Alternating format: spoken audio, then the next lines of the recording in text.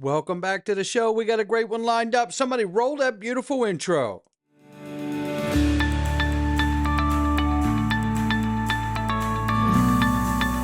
Digital Perspectives with Brad Kimes. Come on in.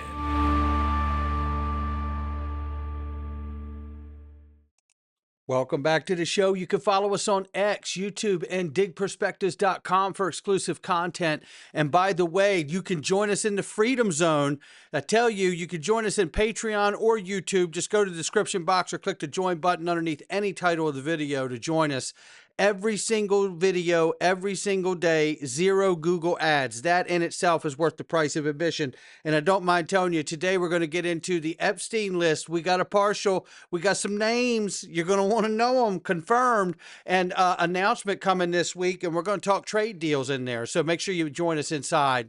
Let's take a look right now as we see $3.1 trillion market cap.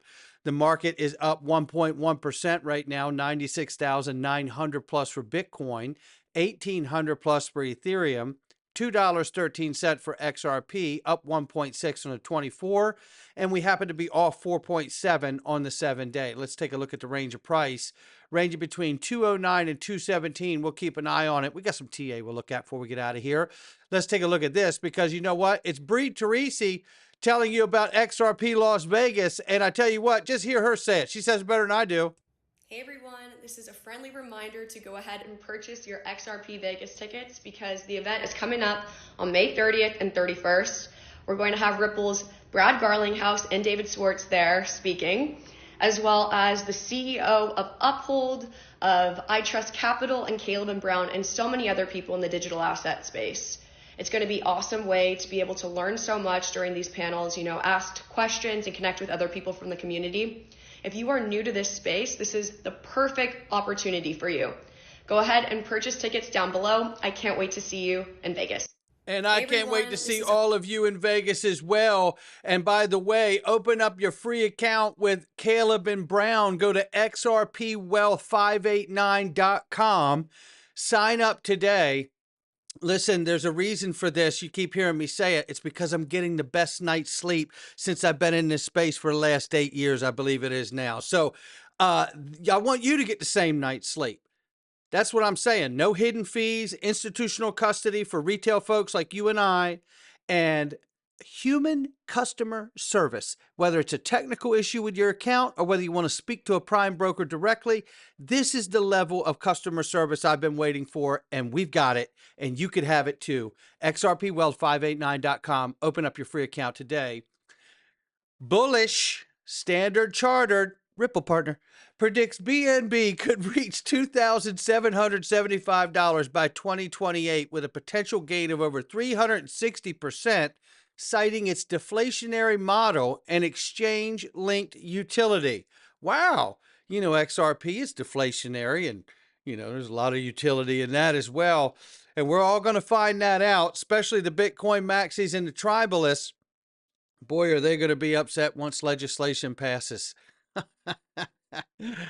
Yeah. Real USD we covered yesterday, but just for those who may have missed it, we see Gemini has launched Real USD stablecoin trading on their platform as well. Loving that for all of us and all of them. And then we see this, Bitwise president, Teddy Fusaro, I'm going to go with that, says that Ripple's massive XRP holdings could potentially allow Ripple to buy a lot of crypto companies. You know what? The answer is yes, it could. And I believe that's why Monica Long has been so bullish and very open and candid in that fact that they are in a period of acquisition. They are looking to acquire certain companies, recently making an offer to Circle for around $5 billion, but we haven't seen the end of that yet. I don't believe. We'll see what goes on here. But I believe they may still be talking, speculating a bit there, but I still believe that that's a deal that could get done. Ripple put out their Q1 report for 25, and I told you we would touch this a little bit today, and we're going to. So just to get some of these highlights here, institutions continue to back new XRP products, with Franklin Templeton filing an S1 with the CME announcing the launch of XRP futures, and Brazil's approving of a dedicated XRP ETF as well. The SEC finally withdrew its appeal, closing the chapter on a multi-year legal saga that tested the limits of regulatory overreach and the war on crypto. Ripple acquired Hidden Road for $1.25 billion, one of the largest M&A deals in crypto history, driving more institutional use cases for real USD and the XRP ledger. This is massive. I like the way Bill Morgan captioned this right here. He says this is from the Q1 report, which it is. I'm just grabbing this out of here because we did the highlights and I went through the report, obviously, but this is the way it was written, stood out to me as it does to Bill here. And it is a new chapter as the SEC case closed, as they wrote it in the quarterly report. U.S. policy evolving in Q1, the SEC informed Ripple of its intent to withdraw its appeal, a clear victory for both Ripple and the broader crypto industry. Following Ripple's decision to withdraw its own cross appeal, the SEC agreed to reduce the proposed penalty from $125 million to $50 million and request the court vacate the injunction. Pending the SEC Commission approval, this outcome reaffirmed what had happened clear from day one. The facts and the law were on Ripple's side. But we're going to be better for it because we did go the distance. We did go the hard way. We did take the long road, right? And as hard as that was for all of us to go through, we're better for it now, today. It becomes a blessing. It is the hard struggles in life that really give us the gains. That's the truth. And no one else has gone through the legal gauntlet the way that Ripple and XRP and all the holders have. So hats off to everyone who's made it through the other side here. And one of the reasons I think it's important is that Jake Claver highlights something that I think you guys probably got mad at me during the court case for because I talked about it ad nauseum. It was the signing of over 1,700 non-disclosure agreements and contracts. And I don't find it to be random either, Jake. I really don't. We aligned on this. Because, those 1,700, it wasn't just NDAs, it was contracts, right? So, and what I find interesting about that is through the entire case, the SEC never went after exposing those 1,700 contracts. Isn't that interesting? As much as the SEC wanted to pin Ripple to the ground, they never challenged exposing those contracts. In fact, during the case, they went on to say both parties agreed that they were sensitive to the strategic nature of Ripple's business model, which I think ultimately puts them on track to be the Federal Reserve 2.0. I think DAI's got it right here, and I think Jay Claver's leading into it too. I think that's exactly where this is headed. I really do. Look, I've often said that I think Ripple could become a bank, but not just like PNC. No. Like a central bank. They have their own XRP, and now they're issuing a highly transparent, compliant, highly regulated digital dollar as well. And what are they prepared to do at Ripple? They're prepared to be able to tokenize at the bottleneck, right? To help tokenize the DTCC with over 2 quadrillion. But the DTCC told us that they could tokenize $100 trillion worth of assets without getting anyone's permission. And what do we know that the DTC did to prepare for a moment like that? They bought Securrency. And why is that important? Because Securrency was owned by Standard Custody and Trust Company, which then got bought by, you guessed it, Ripple. You see, the leg bone's connected to the knee bone's connected to the ankle. No, you get it, right? But that's why I believe these things become more and more valid as we come closer and closer to getting regulation and beyond.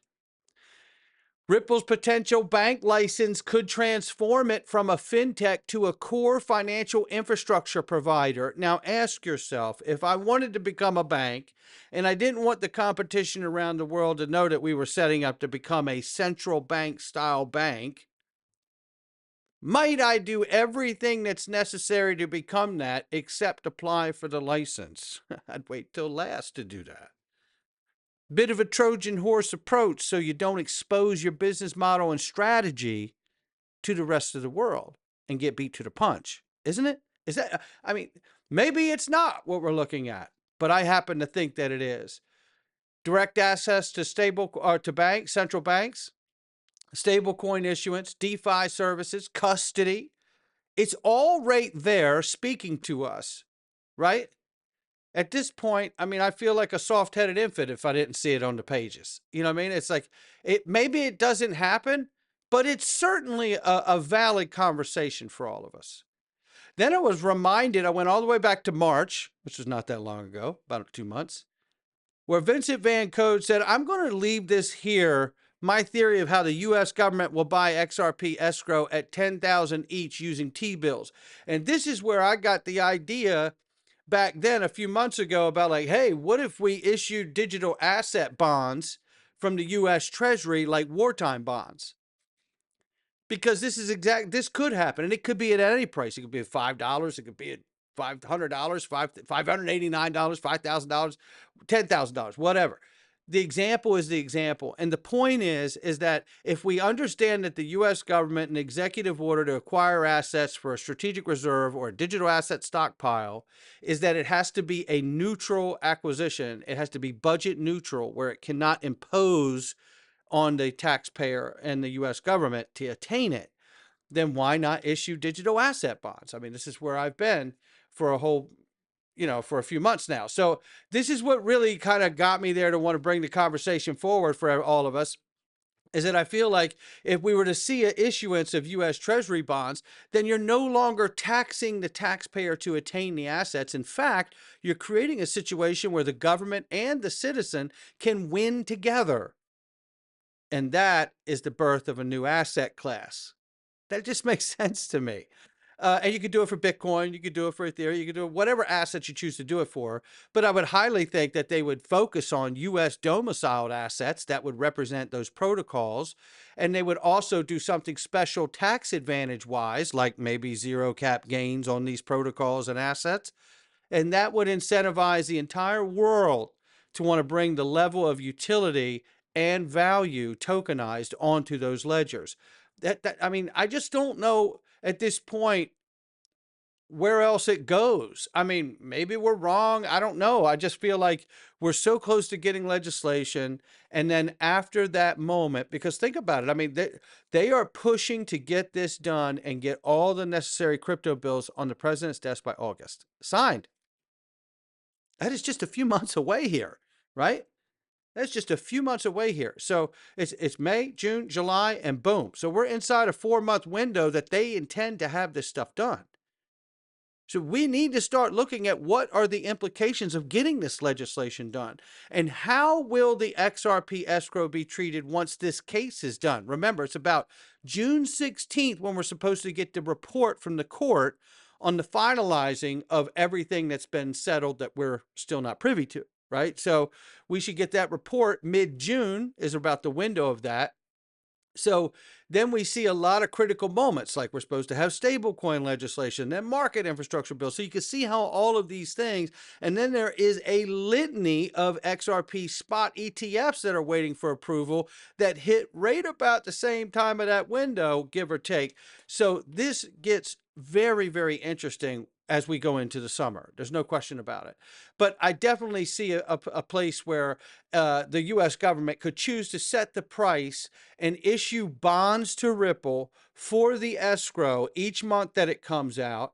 And wouldn't that make sense? Because as the U.S. government relieves them of the XRP escrow as it comes out each month, and then the Treasury becomes the steward of the XRP escrow each month, they issue bonds in value setting the floor price. If they want to, they don't have to do it this way, but if they did it, they could set a floor price, guaranteeing the floor price for the asset on the open market. This establishes the confidence and the behavior of it. And at the same time, Ripple is getting U.S. bonds issued to them because they're going to be issuing digital real USD dollars to all the financial players of the world. That's how I'm seeing this go here. And wouldn't it make sense that Ripple would already have the bonds because they get them issued to them every month when the government comes in and buys the escrow? I don't know. I just think it's a really nice idea. We'll see. We'll see where it goes. Meanwhile, I showed this yesterday, but it is a staggering chart from Amonix here. He says, I know your patience is running out, but the biggest altcoin rally in history is coming. I'm inclined to agree with him. How much of this we get, I don't know. But at current price, if we just take a look here, we are at 213.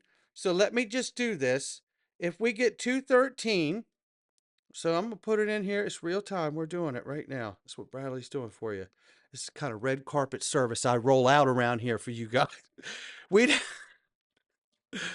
Oh, I'm so low budget. I love all of you. Look, 213 is the price. If we were to see 175x, as history has spoken before, then we could see a $372.75 XRP. Now, do I expect that? No, I don't. But I know that everyone's tired. I know that everyone's exhausted. But I tell you what else. I also know that we don't have legislation that allows the financial system to use XRP in the real USD in the manner that it was fully intended for. So I'm going to hang out and wait and see what that looks like on the other side. I hope you do too, but everybody's different and everybody's got different things going on in their life, so I'm not judging. Look, it's not financial advice from me or anyone else. It's just my digital perspectives. We're going in to take a look at that EP, down there, Hump Island. We're going to look at some of the people on that list are really, really powerful people. No wonder they tried to hide it for so long. Click that join button and come on in. Not financial advice from me or anyone else. Come on in. All right.